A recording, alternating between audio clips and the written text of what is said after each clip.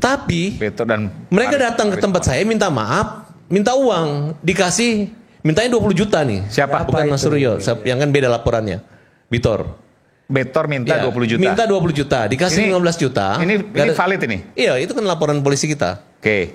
Nah, katanya minta sumbangan buat acara. Ya memang, tapi ada ancaman kalau nggak ngasih akan dipiralkan. Minta ke Prof Paiman. Ya, saya hanya menggambarkan bahwa Prof Paiman tuh nggak mau ngelaporin namanya Bitor itu.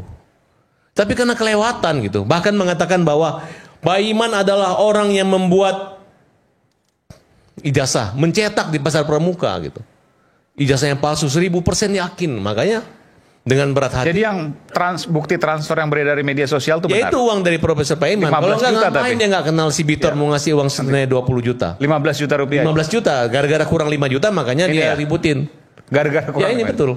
Gara-gara kurang 5 juta dia ributin di... Tidak ada niat kriminalisasi daripada Pasar Pramuka. Profesor yang adalah mantan wakil menteri desa. Saya dapat bocoran nih. Dari 50 saksi ahli, apa juga yang Bapak sampaikan juga bukan perbandingan asli, nggak ada kaitan dengan ini.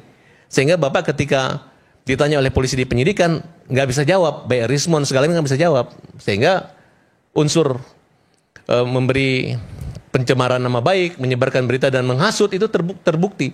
Sehingga status ini oleh para ahli maupun saksi-saksi lainnya dinaikkan menjadi penyidikan.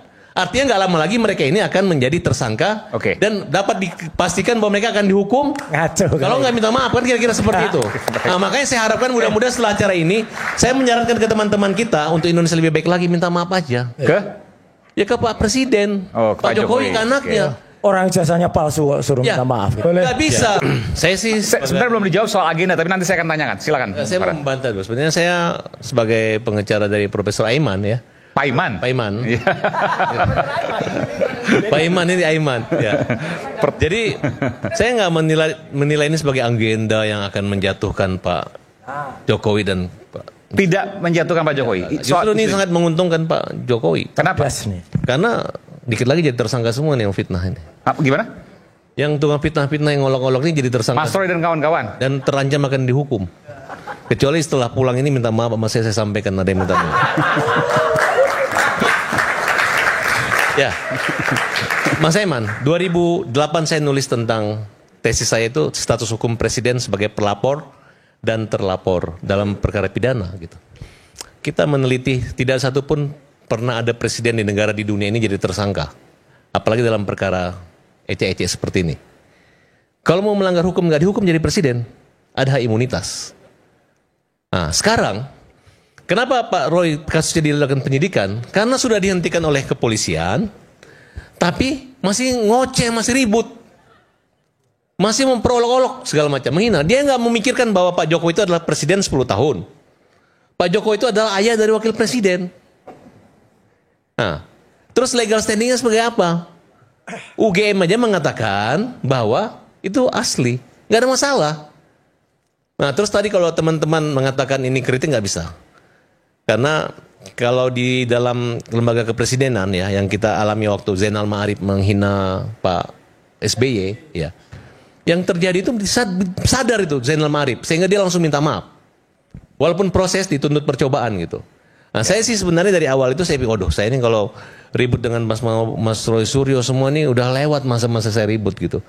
Kita ingin menjadi negarawan ketika berdebat ini nggak perlu saling teriak-teriak, ngamuk-ngamuk, saling tunjuk-tunjuk gitu. Kita berbicara tentang Mas. Ini adalah lembaga kepresidenan ya, namanya silakan. Ini persoalan misalnya antara Pak Jokowi, ijazah dan hukum, silakan, sudah selesai.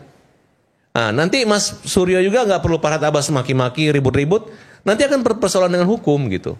Malah contoh nih, Pak Profesor Paiman ya, Farhad saya sebenarnya nggak mau laporin nih mereka semua. Yang dilaporin siapa sih? Ya termasuk Mas Suryo, kemudian Bitor. Tapi Beto dan mereka datang ke tempat saya minta maaf, minta uang, dikasih, mintanya 20 juta nih. Siapa? Bukan Mas Suryo, yang kan beda laporannya. Bitor. Betor minta 20 juta. Minta 20 juta, dikasih 15 juta. Ini valid ini? Iya, itu kan laporan polisi kita. Nah, katanya minta sumbangan buat acara. Ya memang, tapi ada ancaman kalau nggak ngasih akan dipiralkan. Minta ke Prof Paiman. Ya, saya hanya menggambarkan bahwa Prof Paiman tuh nggak mau ngelaporin namanya Bitor itu. Tapi karena kelewatan gitu. Bahkan mengatakan bahwa Paiman adalah orang yang membuat ijazah, mencetak di pasar pramuka gitu. Ijazah yang palsu 1000% yakin. Makanya dengan berat hati. Jadi yang bukti transfer yang beredar dari media sosial itu Ya benar? itu uang dari Profesor Paiman. 15 Kalau nggak juta ngapain tapi. dia nggak kenal si Bitor mau ngasih uang senilai 20 juta. 15 juta rupiah. 15 juta, gara-gara kurang 5 juta makanya Ini dia ya? ributin. Gara-gara kurang Ya ini 5. betul. Gara-gara kurang 5 juta dia jadi ributin di tidak ada niat kriminalisasi daripada Pasar Pak Pramuka. Profesor yang adalah mantan wakil menteri desa, termasuk Oke. Mas Suryo. Oke. Nah, tapi menurut saya ya, makanya saya sedikit kaji. Ya. Kalau bicara tentang kewenangan daripada presiden itu jangankan hanya bikin ijazah palsu atau apa, ini kan nggak betul. Oke. Menyatakan perang pun bisa. Membantu sumbangan segala macam dia punya prerogatif yang punya keistimewaan dia. Nggak bisa dituntut seorang presiden. Nah, kalau sudah presiden punya kewibawaan dan kehormatan seperti itu, apalagi sudah ada SP3. Ini buat sadar. Ini contoh nih, aku kasih contoh satu nih buat Mas Surya. Semoga berubah. Ahmad Dhani anaknya nabrak mati 7 orang mati. Para tabas hanya bilang ayah bodoh, kalimat tuh ayah bodoh gitu. Kalau mau dipikir di luar negeri hakim mukul konyol 20 tahun anak bapaknya. Karena anaknya dikasih kunci ya sebelum 19 tahun. Saya dihukum. Ya walaupun dihukumnya nggak di penjara ya, tapi dianggap bersalah karena kalimat bodoh. Nah sekarang bagaimana kalian misalnya Pak Roy adalah mantan menteri dari partai yang sekarang ini mendukung Pak Jokowi gitu. Apa nggak bisa sedikit? Saya sudah bukan orang partai. Ya, walaupun, tapi setidaknya kan kualitas Bapak sebagai seorang dokter, kalau bagi saya Pak Roy Suryo ini profesor. Tapi setidaknya berpikirlah Mas.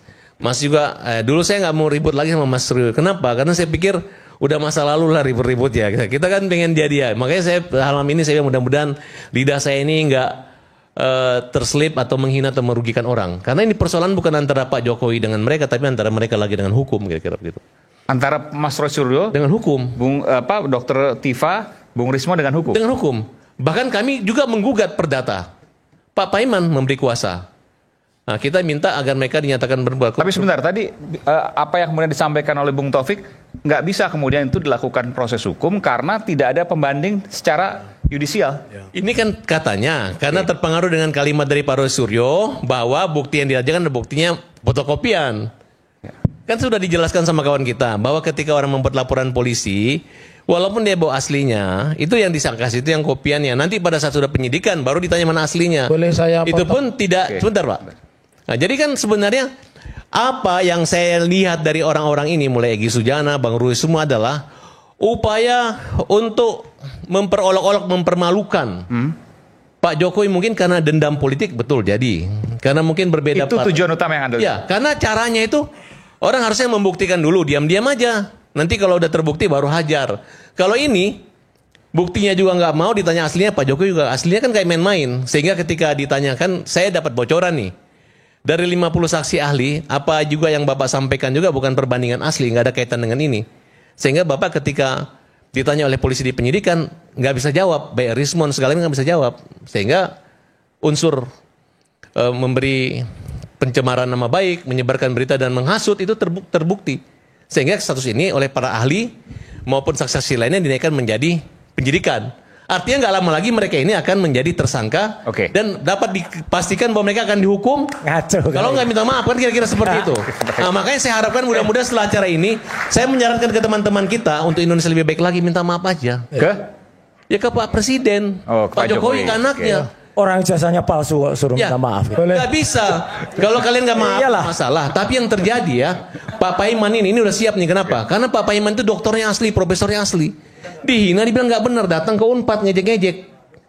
Coba bayangkan udah terima duit lagi, bukan Mas Suryo ya, tapi sih. Nah itu. Maka saya yang udah minta maaf aja, mumpung orangnya itu bilang kalau saya nggak dipermalukan, saya maafin. Jadi bukan mengkriminalisasi orang-orang pintar ini, tapi adalah orang-orang pintar ini, orang-orang besar ini mengecilkan Pak Jokowi. Bang Edi nanti, saya bilang kepala dulu nanti Bang Edi akan tanpa takut penjara. Oke.